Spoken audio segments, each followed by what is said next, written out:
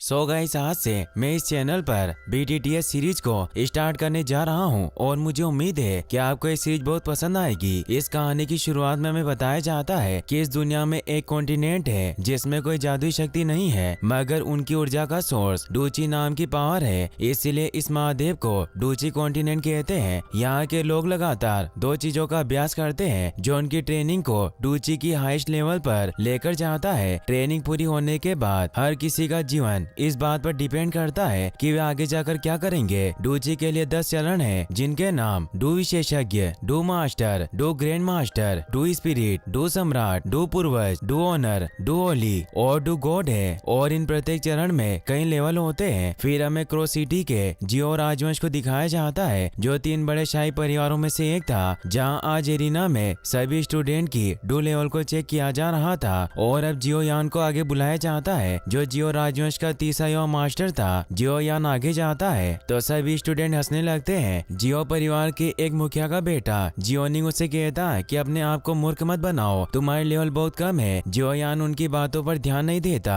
और ऊपर स्टेज पर आ जाता है, जहाँ डू स्तंभ पर अपनी लेवल को चेक करने के लिए हाथ रखता है, मगर उसका डू स्तर केवल 30 लेवल पर होता है, जो बहुत कम था। इसीलिए सभी उसका मजाक उड़ाते हैं, क्योंकि बचपन में उसे जीनियस कहा जाता है। उसकी पावर बचपन में ही 30 लेवल पर पहुंच गई थी और 11 साल की उम्र में उसने 10वें डूची स्तर को पार कर लिया था, मगर 3 साल पहले से उसकी पावर कम होने लग गई थी। इसीलिए स्टूडेंट बातें करते हैं कि वास्तव में अपने परिवार के लिए निकम्मा लड़का है। जियोनिंग कहता है कि अगर तुम कबीले के मुखिया के बेटे नहीं होते तो तुम्हें बहुत समय पहले ही अपने परिवार से निकाल दिया जाता। फिर अब टेस्ट के लिए जियो मेई नाम की लड़की को बुलाया जाता है। जियो यान उससे पूछता है कि क्या तुम सच में मुझसे नफरत करती हो, मगर वो कोई जवाब नहीं देती। जियो शर्म की वजह से मुंह नीचे करके वहाँ से जाने लगता है। तभी वहाँ जियो जूनियर आ जाता है, जो उसका हाथ पकड़कर कहती है कि तुम्हें परेशान नहीं होना चाहिए। जूनियर को टेस्ट के लिए बुलाया जाता है, इसीलिए वो जियो यान को कहती है कि तुम मेरा इंतजार करना। ये कहकर वो अपना लेवल चेक करने चली जाती है। वो जब अपनी लेवल चेक करती है तो उसका लेवल 9 होता है, जो बहुत ज्यादा था। इससे सभी हैरान रह जाते हैं और सब उसे देखने जाते हैं, मगर जियो यान वही खड़ा रहता है और मन ही मन में कहता है कि जूनियर मैं तुम्हारे लिए काफी खुश हूँ, मगर मैं तुम्हारे लिए अच्छा नहीं हूँ। तभी बारिश होने लगती है और हमें जियो फैमिली के मीटिंग हॉल को दिखाया जाता है, जहाँ जिया ली भी नाम का आदमी जियो परिवार के प्रमुख जान जियो को धमका रहा होता है, क्योंकि उनके बाजार को हड़पना चाहता था। जान जियो जिया लीबी को कहते हैं कि तुम हम पर दबाव नहीं डाल सकते, तो जिया लीबी हंसने लगता है और कहता है कि मेरे पास बहुत पैसे हैं, इसीलिए मैं और एओ बाबा मिलकर तुम्हारे बाजार और वुटेन सिटी के 2 परिवारों का प्रतिनिधित्व कर सकते हैं। और बाजार हमेशा अपने हाईएस्ट बोली लगाने वाले का होता है और हमारा ऑफर तुम्हारे ऑफर से 3 गुना ज्यादा है, इसीलिए तुम हमसे मुकाबला नहीं कर सकते और अगले साल जियो परिवार को क्रो सिटी छोड़नी होगी। इसे जान जियो के पहले और दूसरे एल्डर काफी गुस्सा होते हैं, जो 2 परिवारों के मुखिया थे, और उस पर हमला करने के लिए तैयार हो जाते हैं, मगर जान जियो उन्हें रोक लेता है और जिया लीबी को एक कार्ड दिखाकर बताता है कि मेरे बेटे जियो यान की शादी का प्रपोजल है। तो ऐसे जिया लीबी हैरान रह जाता है। जियो ली का साथी एओबा कहता है कि जियो यान तो वही है जिसने 11 साल की उम्र में 10वें डूची स्तर को पार कर लिया। जिया लीबी जब वो वेडिंग कार्ड पढ़ता है तो उसे पता चलता है कि जियो यान की शादी नालन येन रेन के साथ होने वाली है, तो ऐसे वो शॉक्ड रह जाता है। एओबा कहता है कि शादी का प्रस्ताव कब जारी हुआ, हमें इसके बारे में पता क्यों नहीं चला। जान बताते हैं कि बस एक छोटी सी बात थी, इसीलिए इसे पब्लिक करना जरूरी नहीं था। एओबा जिया लीबी को बताता है कि यूनलेन सेक्ट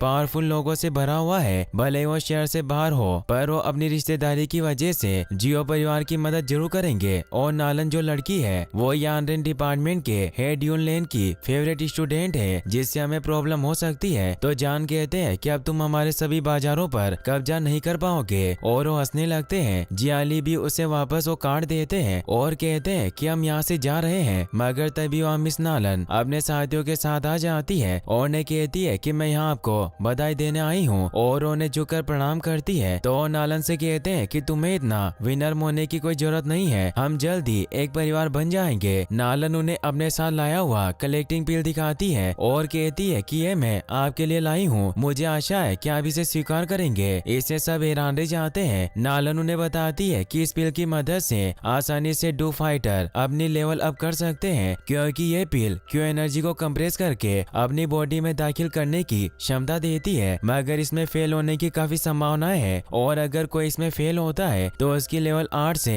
9 स्तर नीचे गिर जाती है। इसीलिए ये पिल केवल 9 स्तर के लोगों के लिए ही काम करती है और उनकी लेवल को अप करती है। जान उसे कहते हैं कि तुम्हें मुझे ऐसा उपहार देने की जरूरत नहीं थी। नालन उन्हें बताती है कि मैं सच्चाई छिपाना नहीं चाहती, मैं जान गई हूँ कि पिछले 3 साल से जियोयान का लेवल काफी नीचे चला गया है, इसीलिए मैं किसी ऐसे आदमी से शादी नहीं कर सकती जो किसी जमाने में जीनियस रहा हो। मैं शादी का ये कॉन्ट्रैक्ट तोड़ना चाहती हूँ। जान हैरान हो जाते हैं और कहते हैं कि यह कोई बच्चों का खेल नहीं है। इस कॉन्टिनेंट में किसी जुड़ाव को बाधित करना इतना आसान नहीं होता। नालन कहती है कि बेशक मैं ये जानती हूँ, इसीलिए मैं इस कॉन्ट्रैक्ट को तोड़ने के लिए ये कलेक्टिंग पिल आपको दे रही हूँ। जान जियो कहते हैं कि मुझे लगता है कि तुम्हारे डिपार्टमेंट के हेड यूलेन इससे सहमत नहीं होंगे। नालन कहती है कि मैंने सेक्शन लीडर यूलेन से अनुमति प्राप्त कर ली है, क्यों नहीं चाहते कि मैं किसी ऐसे व्यक्ति से शादी करूं जिसकी लेवल मुझसे काफी कम हो और अभी आपका बेटा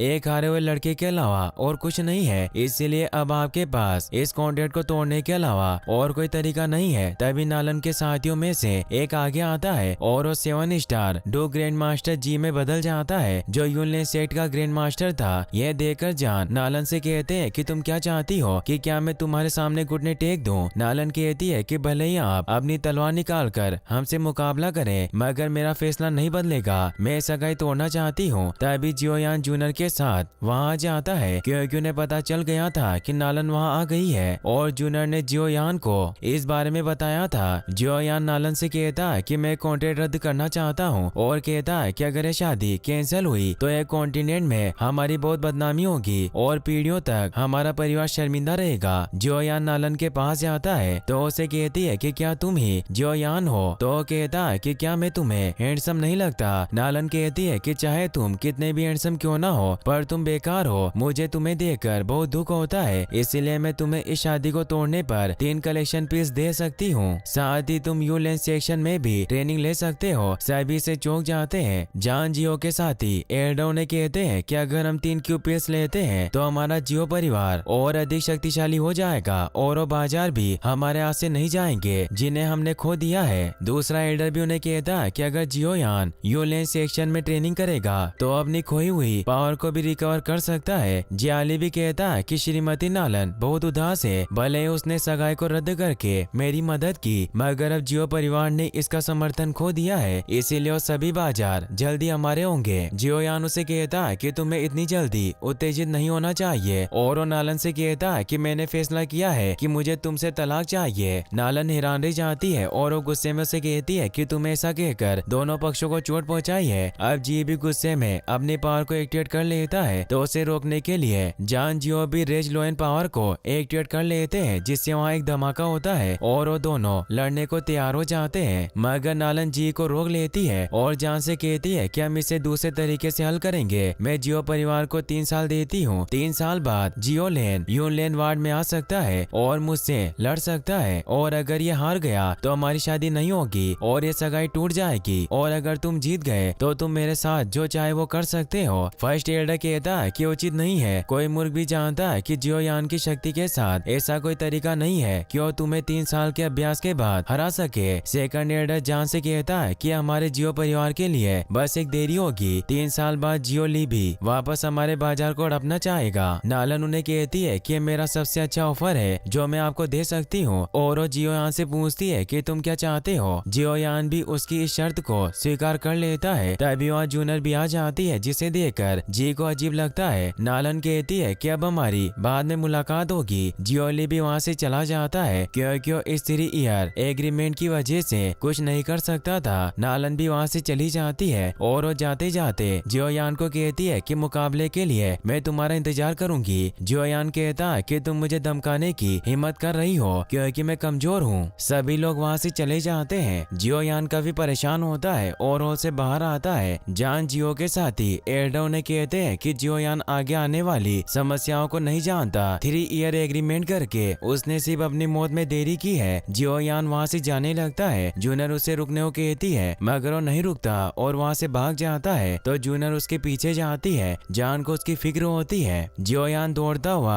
एक घर के पीछे आकर रुकता है। तभी वहाँ जूनियर जूनर भी आ जाती है जो उसे समझाने की कोशिश करती है, मगर उसकी बात नहीं सुनता और वहाँ से चला जाता है। वो निराश होकर आगे बढ़ रहा था, मगर तभी रास्ते में जियोनिंग अपने साथियों के साथ उसे रोक लेता है। वो कहता है कि मैं तुम्हारी राह देख रहा था। जियोयान वहाँ से जाने लगता है, मगर उसे जाने नहीं देते। जियोनिंग कहता है कि तुम्हें तो बहुत बड़ा जीनियस कहा जाता था, मगर तुमने बहुत बड़ी प्रॉब्लम क्रिएट कर दी। और अगर तुम ये सोच रहे हो कि हम सभी सिर्फ इसीलिए चुप हैं क्योंकि तुम्हारे पिता कबीले के मुखिया हैं, तो ये तुम्हारी गलतफहमी है। आज तुम्हारे फैसले की वजह से जियो परिवार को नुकसान हुआ, क्योंकि अगर तुम सही फैसला लेते तो आज हमारे पास 3 क्यू कलेक्टिंग पिल होती। और तुमने कभी सोचा है कि इन 3 सालों में हमारे जियो परिवार का क्या होगा? मुझे नहीं लगता कि तुम वास्तव में मिस नालन से लड़ सकते हो। जियोयान उसे कहता है कि तुम ये सब इसीलिए कह रहे हो क्योंकि तुम एल्डर के बेटे होने की वजह से वो कलेक्टिंग पिल हासिल कर सकते थे। अगर मैंने शादी का प्रस्ताव रद्द कर दिया होता। जियोनिंग इससे परेशान हो जाता है और उसे कहता है कि तुम दिखाना चाहते हो कि तुम नालन येन रेन के साथ लड़ सकते हो, तो तुम्हें अभी कोशिश करनी चाहिए। मैं देखना चाहता हूँ कि क्या तुम मुझे हरा सकते हो। जियोयान गुस्से में उस पर हमला करता है, मगर उसे कुछ नहीं होता और अपने हमले से उसे दूर कर देता है, जिससे सभी उसका मजाक उड़ाते हैं। जियोनिंग कहता है कि तुम्हारे पास बस इतनी पावर है। तभी वहाँ जूनर भी आने लगती है। जियोयान अपनी पावर को वापस से एक्टिवेट करके जियोनिंग पर हमला करने जाता है, मगर वो भी अपनी पावर को एक्टिवेट करके जियोयान को दूर फेंक देता है, मगर जूनर उसे पकड़ लेती है। जियोयान उसे कहता है कि तुम्हें मेरे पीछे नहीं आना चाहिए था, क्योंकि एक लड़की को पुरुषों के काम में इंटरफेयर नहीं करना चाहिए, और उसे चुप करवा देता है। जियोनिंग कहता है कि वास्तव में ट्राइब के मुखिया का बेटा महान है जो अपनी रक्षा के लिए लड़कियों की हेल्प लेता है। सभी हंसने लगते हैं। जियोयान को इससे और ज्यादा गुस्सा आ जाता है और अपने फायर पावर को एक्टिवेट करके उस पर हमला करने जाता है, मगर निंग उसे मुक्का मारकर दूर गिरा देता है, जिससे जियोयान के मुंह से खून निकल आता है और वो उठ भी नहीं पा रहा था। जूनर उसे संभालती है। निंग उसे कहता है कि तुम जीनियस होने के बाद भी इस तरह नीचे गिरे हुए हो। जूनर को उन पर गुस्सा आता है, इसीलिए वो उन्हें अपनी आंखें निकालती है, जिससे निंग डर जाता है क्योंकि जूनर की पावर काफी ज्यादा थी। इसीलिए वो अपने सभी साथियों से कहता है कि हम सभी को संभल कर चलना चाहिए। इतनी भीड़ वाली जगह में किसी को भी चोट लग सकती है। सभी हंसने लगते हैं, मगर वो सभी को हंसने से मना करता है और वहाँ से चले जाते हैं। जूनर जियोयान से पूछती है कि क्या तुम ठीक हो? जियोयान अपने मुंह का खून पोंछते हुए कहता है कि मैं ठीक हूँ, तुम मुझे अकेला छोड़ दो, और वहाँ से चला जाता है। जूनर को उसकी काफी फिक्र होती है, मगर उसके पीछे नहीं जा सकती थी। जियोयान रोता हुआ जंगल में चला जाता है। उसे अपनी पुरानी बातें याद आती है कि लेवल कम होने की वजह से सबने उसका मजाक उड़ाया और उसके पिता को नालन के सामने शर्मिंदा होना पड़ा। जियोयान दौड़ता हुआ एक जगह पर पहुंचता है जहां उसकी माँ की कब्र बनी हुई थी। वो वहां बैठकर रोने लगता है। यहाँ हम जान जियो को भी देख पाते हैं, जो भी वहीं मौजूद थे, जो मन ही मन में कहते हैं कि बेटे तुमने आज बहुत बहादुरी से काम लिया। तुमने अपने जियो परिवार को 3 साल का समय दिया खुद को मजबूत बनाने के लिए, इसीलिए मैं तुमसे बहुत इम्प्रेस्ड हूँ। मगर 3 साल बाद भी हमें अपना भाग्य भुगतना होगा, पर चाहे जो कुछ भी हो जाए तुम्हारे पिता तुम्हारे लिए जरूर लड़ेंगे। ये कहकर वहाँ से चले जाते हैं। जियोयान अभी भी रो रहा होता है और वो कहता है कि मेरे साथ ऐसा क्यों हुआ, मैं ऐसा क्यों हूँ। और वो अपनी माँ से कहता है कि 3 साल बाद जब मैं मरने के बाद आपसे वन में मिलूंगा तो आप मुझे देखकर निराश हो जाओगी और अब कोई चमत्कार ही मुझे बचा सकता है। तभी जियोयान को कुछ होने लगता है और उसकी रिंग ग्लो करके हाथ से बाहर निकल आती है। जियोयान को एक आवाज सुनाई देती है जो उसे कहती है कि बच्चे तुम इतने चिंतित क्यों हो। जियोयान हैरान हो जाता है, उसे कुछ समझ नहीं आता। वो आवाज उसे कहती है कि तुम्हारे लिए चमत्कार देखने का समय है, मगर तुम डरे हुए हो। और वो आत्मा सामने आती है जो उसे कहता है कि मैं याओ लाओ हूँ, मैं तुम्हारी मदद करूंगा। जियोयान उनसे पूछता है कि आप मेरी मदद कैसे करना चाहते हैं। तो याओ लाओ से कहते हैं कि अगर तुम डू कॉन्टिनेंट में किसी को हराना चाहते हो तो तुम क्या करोगे। सबसे इम्पोर्टेंट बात यह है कि आपके पास लड़ने के लिए पावर होनी चाहिए। फिर वो एक एक करके डूची के चरण को पार करेगा। सबसे पहले कोई डू मास्टर बनता है, फिर डू ग्रैंड मास्टर, और ऐसे ही वो अपना लेवल बढ़ाता रहेगा। और अगर तुम भी इस मेथड को फॉलो करो तो तुम अपनी टेक्निक की मदद से नालन से लड़ सकते हो। इस कॉन्टिनेंट में डू क्यू एक स्किल बन गई है। सबसे मजबूत से लेकर सबसे कमजोर तक 4 वर्ग और 12 स्तर होते हैं, जिनके नाम हेवन, अर्थ, ब्लैक और येलो है। और इन प्रत्येक वर्ग को 3 लेवल में डिवाइड किया गया है, जिससे 12 स्तर यानी लेवल बनती है। जियोयान उन्हें कहता है कि मैं इसके बारे में पहले से ही जानता हूँ। याओ लाओ लाओ से कहते हैं कि नालन की स्किल हाई लेवल ब्लैक पर है, मगर मैं तुम्हें इससे ज्यादा और कुछ भी सिखा सकता हूँ। जियो यान इससे खुश होकर कहता है कि क्या आप सच कह रहे हैं? तो याओ लाओ हमें जवाब देते हैं। जियो यान मन में सोचता है कि हाई लेवल स्किल्स बहुत कठिन होती है। साधारण लोगों के बीच सबसे मजबूत स्किल लेवल जर्दे तक होती है और कुछ शक्तिशाली परिवारों के पास ही केवल ब्लैक स्किल लेवल होती है। और जियो परिवार में सबसे स्ट्रॉन्गेस्ट स्किल लाइन फ्यूरी होती है और ब्लैक एवरेज स्किल को हर कोई नहीं सीख सकता,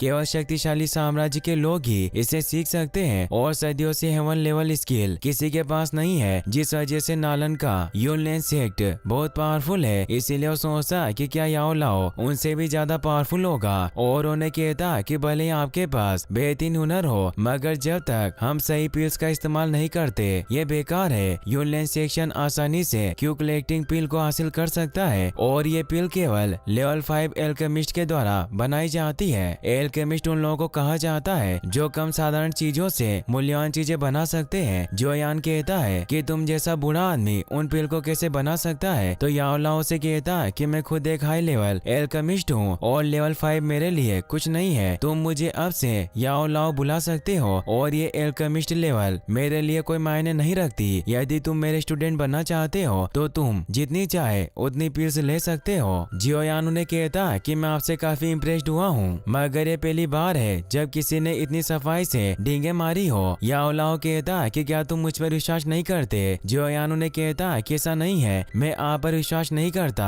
और आप जो कह रहे हो वो सच हो, मगर आपके पास इतना टैलेंट होने के बावजूद आप मेरी मदद क्यों करना चाहते हैं? इसीलिए मुझे आपकी बातें झूठी लगती है। याओ लाओ कहता है कि ऐसा इसलिए है क्योंकि पिछले 3 सालों से तुमने मुझे बहुत सी स्किल दी है। तो जियो यान इससे हैरान रह जाता है और उसे समझ आता है कि याओ लाओ उसकी अंगूठी में था, इसीलिए वो 3 साल से इतनी मेहनत करने के बाद भी उसका डू लेवल बढ़ाने की बजाय बहुत घटा। याओ लाओ जियो यान से कहते हैं कि तुम वास्तव में बहुत होशियार हो, मगर मेरे पास 3 साल तक डूची को अवशोषित करने के अलावा और कोई विकल्प नहीं था क्योंकि मेरी सोल बहुत कमजोर थी। जियो यान को इससे गुस्सा आता है और उन्हें कहता है कि तुमने मेरी जिंदगी बर्बाद कर दी। याओ लाओ से कहता है कि तुम इतने गुस्से में क्यों हो? तो जियो यान शांत हो जाता है और कहता है कि मैं भूल गया था कि मैं किसी को हरा नहीं सकता। वो कहते हैं कि तुम्हें उम्मीद नहीं छोड़नी चाहिए, 1 साल में शायद मैं तुम्हें मजबूत बनाने में मदद कर सकता हूँ। जियो यान उन्हें कहता है कि मैं आपसे ज्यादा कुछ नहीं पूछना चाहता, बस आप मुझे ये बताएं कि क्या आप 1 साल में मुझे लेवल 7 तक पहुँचने में मदद कर सकते हैं? मैं उसके बदले में तुम्हें मेरी डूची को अवशोषित करने के लिए माफ कर दूंगा। याओ लाओ कहता है कि तुम्हारी योजना बहुत अच्छी है और अब से मैं तुम्हारा मास्टर हूँ, इसीलिए तुम मुझे मास्टर बुलाना।